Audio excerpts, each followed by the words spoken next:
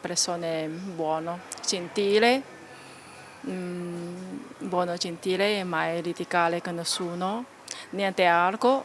Trattiene le lacrime la barista che lavora nella caffetteria sotto casa di Marco Cossi, il 48enne assassinato domenica notte in via Isonzo a Padova. Faceva colazione lì tutte le mattine e poi portava a casa il cappuccino alla mamma che non poteva uscire. Colazione qua, anche colazione porto su con mamma insieme, ma il ragazzo troppo buono, anche dopo il pomeriggio lavoro finito, anche porto cappuccino per la mamma. La famiglia di Marco Cossi è chiusa nel dolore. Nell'appartamento di via Padova a Selvazzano è arrivata la sorella per prendersi cura dell'anziana madre distrutta. 48enne, fisico massiccio, sempre gentile, Cossi non alzava mai la voce e non litigava mai con nessuno. Lo ricordano così gli amici del bar che, commossi, preferiscono non farsi riprendere. Persone perfette. Perfetta, bravissima. Lo conoscevi anche tu? Sì, tutti quanti conosciamo. Tutti. Era un amico.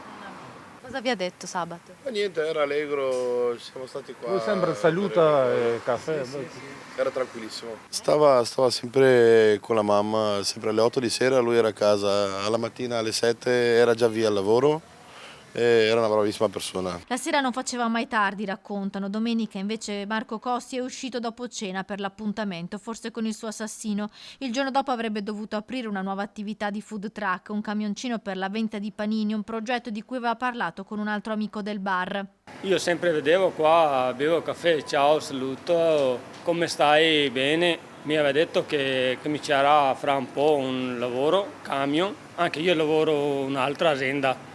Faccio panini di notte. Marco Cossi, oltre al sogno del food truck, aveva un lavoro stabile, una vita regolare, nessuna frequentazione pericolosa, nessuna segnalazione alle forze dell'ordine, insomma un profilo normale. Lo conoscevo di vista, era una persona tranquillissima che vedevo sempre qui al bar con i suoi amici. L'uomo prima di morire ha cercato di difendersi, lo testimoniano i fendenti che lo hanno raggiunto anche alle mani nel tentativo di proteggersi il volto, ma la furia del suo assassino non gli ha lasciato scampo.